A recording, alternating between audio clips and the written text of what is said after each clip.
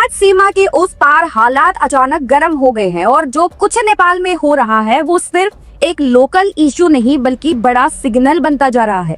नेपाल की सड़कों पर फिर से भीड़ उतर आई है।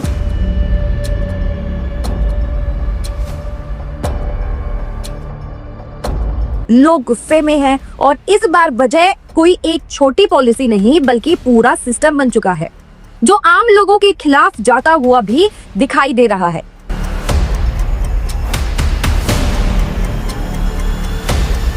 नेपाल की नई सरकार ने ऐसा फैसला लागू किया है जिसने सीमावर्ती इलाकों में रहने वाले लोगों की जिंदगी को मुश्किल ही नहीं बल्कि लगभग ठप कर दिया है।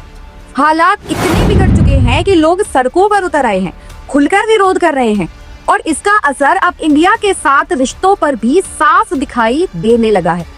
अब जरा समझिए पूरा मामला क्या है।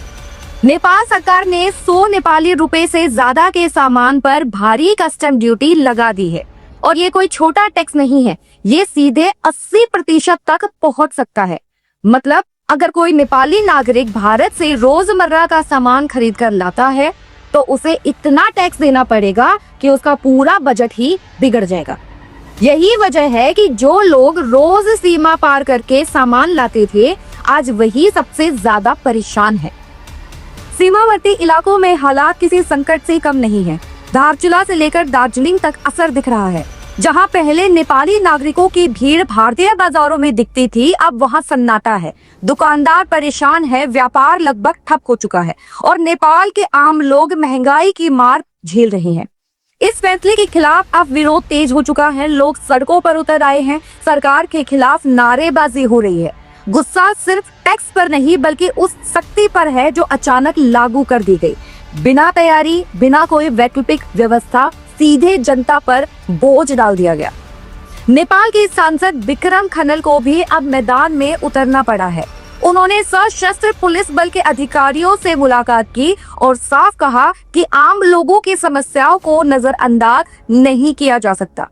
उन्होंने मांग रखी कि नियमों के अंदर रहते हुए भी जनता को राहत दी जाए क्योंकि जो सख्ती हो रही है वो सीधे लोगों की जिंदगी पर असर डाल रही है।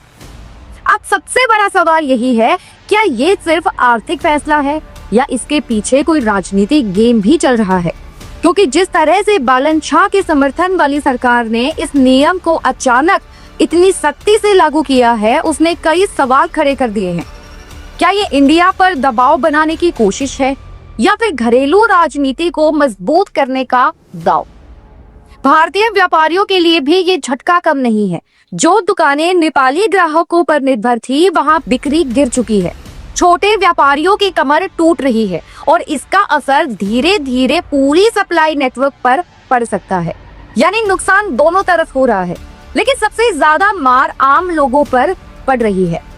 नेपाल सरकार के लिए ये फैसला अब खुद ही सिरदर्द बनता जा रहा है। जनता का गुस्सा बढ़ रहा है और अगर हालात ऐसे ही रहे तो ये विरोध एक बड़े आंदोलन में बदल सकता है। लोग अब सिर्फ राहत नहीं बल्कि इस नियम को खत्म करने की मांग कर रहे हैं। इंडिया की तरफ से अभी कोई आधिकारिक प्रतिक्रिया नहीं आई है, लेकिन हालात पर नजर जरूर रखी जा रही है क्योंकि ये सिर्फ व्यापार का मामला नहीं बल्कि दोनों देशों के रिश्तों से भी जुड़ा हुआ है। अगर तनाव बढ़ता है तो इसका असर कूटनीतिक स्तर पर भी देखने को मिल सकता है। तो साफ है, नेपाल में जो हो रहा है वो सिर्फ एक पॉलिसी इशू नहीं बल्कि एक बड़ा संकेत है। जब फैसले बिना ग्राउंड रियलिटी समझे लागू होते हैं तो असर सीधा जनता पर पड़ता है और जब जनता सड़कों पर उतरती है तो हालात जल्दी कंट्रोल में नहीं आते। अब देखना ये है कि नेपाल सरकार पीछे हटती है या ये टकराव और बढ़ेगा, क्योंकि अभी जो माहौल है वो साफ बता रहा है ये कहानी अभी खत्म नहीं हुई, असली खेल अभी शुरू हुआ है। आपका क्या मानना है? नेपाल का ये फैसला सही है या खुद उसी पर भारी पड़ने वाला है? कमेंट सेक्शन में जरूर बताएं।